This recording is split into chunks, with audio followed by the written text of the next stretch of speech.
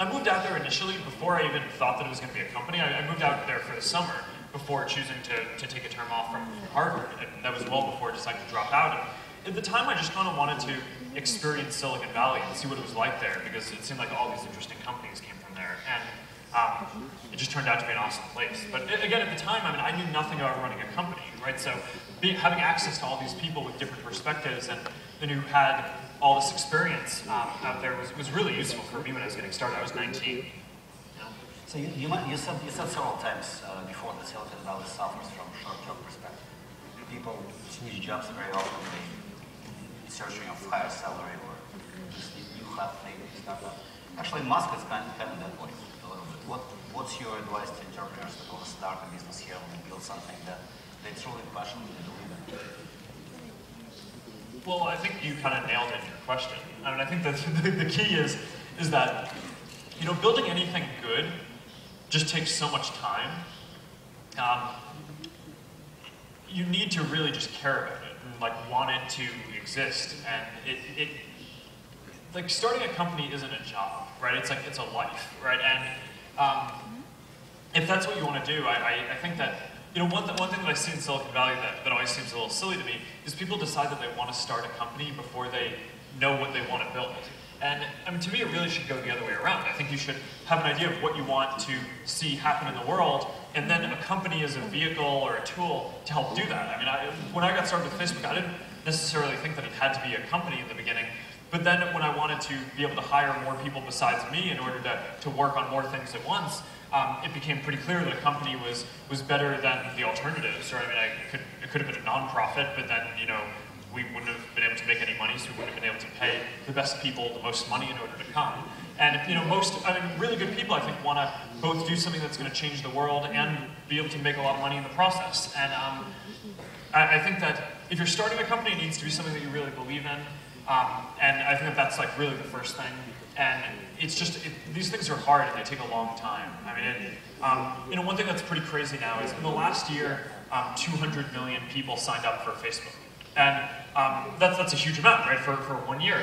And it took us 5 years to get to the first 100 million, and it took us a whole year to get to the first million.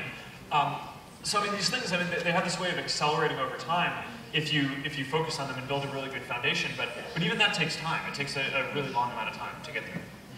Yes, before we take a few questions from the audience, does Facebook work for fun? Well, I mean, it's both. I mean, for me, you know, Facebook it's like this mission, right? It's this thing that I really care about seeing in the world, and that's the thing that drives me, is I really think that everyone should have a voice, and everyone should be able to share what they want, and should be able to stay connected to all the people that they want. And I don't know, if that's like the thing that I accomplish in my life, then I will be really happy with that. And you know, building a company isn't always fun, right? I mean, you shouldn't go into building a company because you think it's going to be the most enjoyable thing, because it's like a lot of hard work. And you know, you go through these cycles where, you know, sometimes it's really fun and you're really winning and doing well, but the other half of the time you're really struggling with a lot of problems. There are always problems, no matter what scale you are or how much success you have. And so I don't know. I mean, I think it definitely is. It's definitely fun. I really enjoy it. And I mean, it's like the only thing that I can imagine myself doing. But I don't think that you should start a company if what your primary goal is to have the most fun. I think you should start a company if you believe in something and you want to see it exist, and you're willing to go through all this pain and spend all this time to make it happen. Thank you for your answer. Do you have an audience question?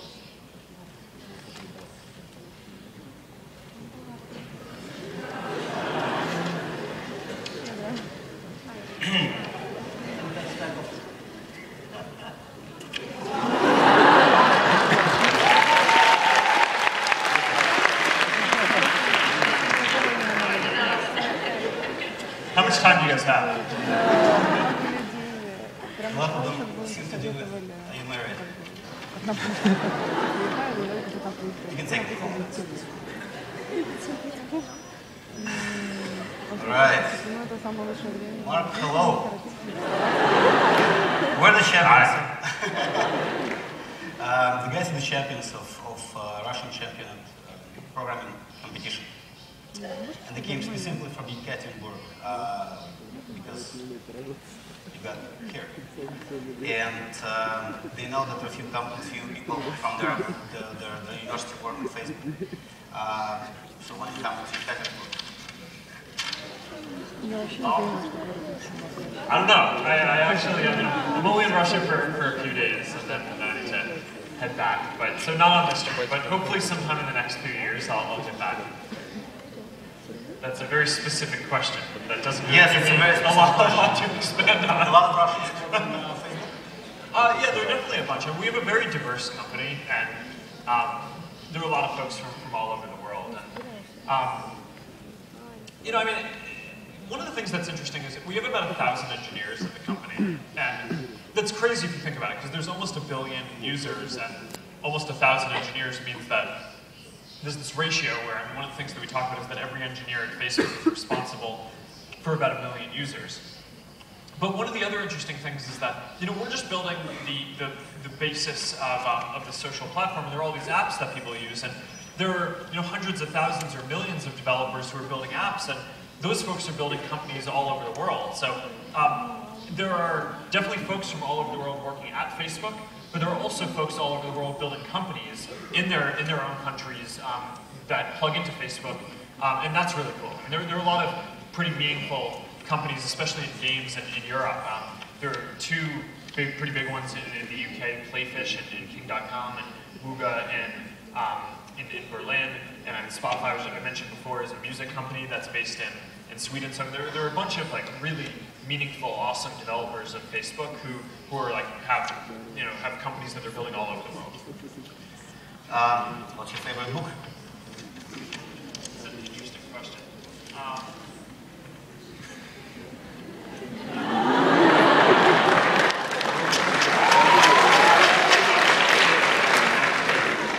Favorite book?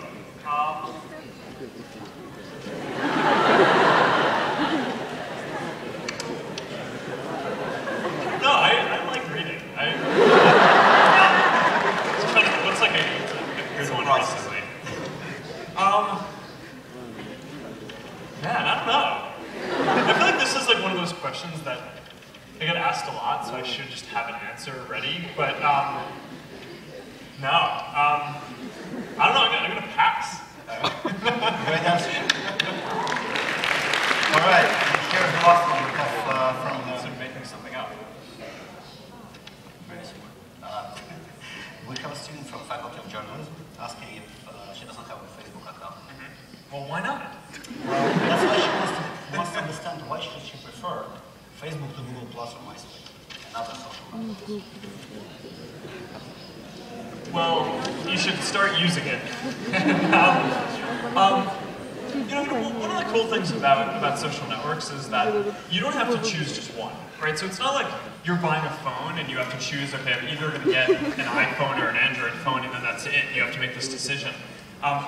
One of the things that we have the benefit of, and users do too, is you can have an account on all of these services, and you can connect with your friends on all of them, and just see which one you like the most, right? So if, you know, we had this period where, I was talking about this before, how even in the US, when we were first growing, MySpace had 100 million users, and Facebook had 10 million users at the time. And that meant that, you know, for the next kind of 90 million people who signed up until Facebook got to 100 million, most of those people had MySpace accounts and Facebook accounts. And then over time, what we found was just people who used the Facebook accounts liked it more and spent more time with it. And over time, they spent more and more time with Facebook because they enjoyed it more and found it more useful. And then they spent less and less time with MySpace. And then that just kind of faded out. So that's typically how Facebook has grown in most countries as well. I mean, I went through the German example before.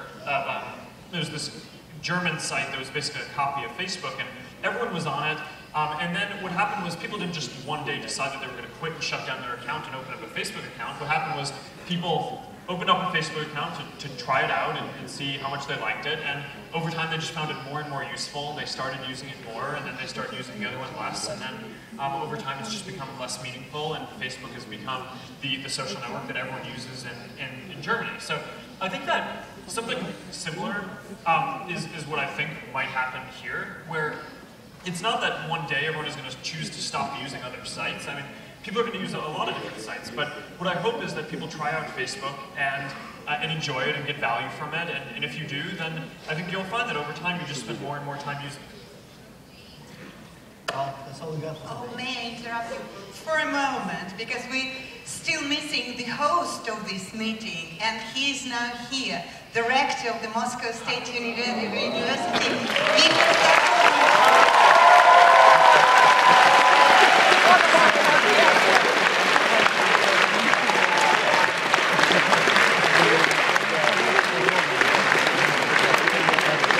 What do you think about our students, Mark? What do you think about our students?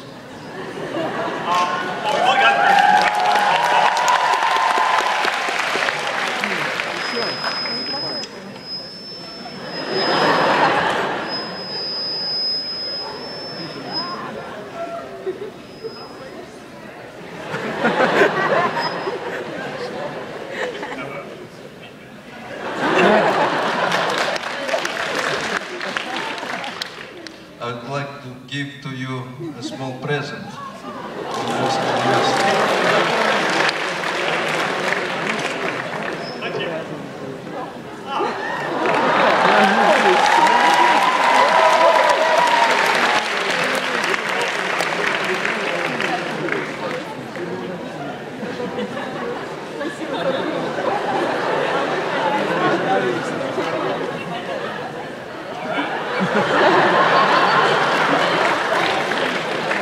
We got you a hoodie.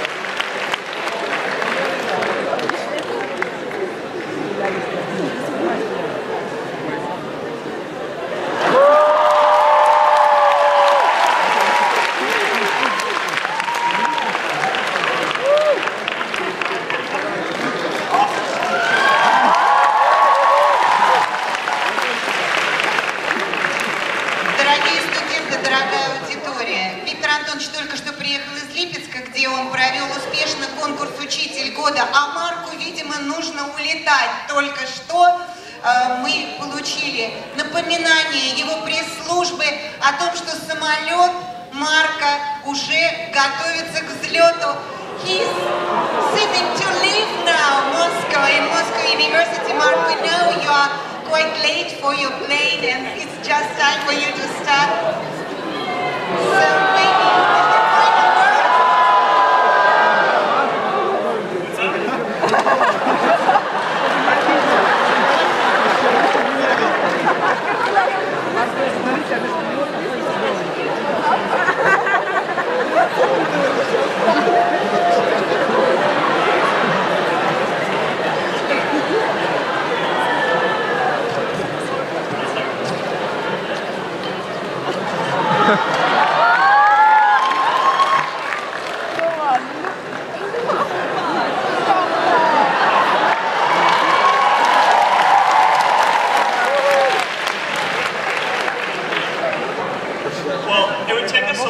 to get through this whole stack of questions. But thank you guys for having me here. It's really been an honor to come visit and speak with you guys, and hopefully we'll get a chance to do it again next time I'm in Moscow.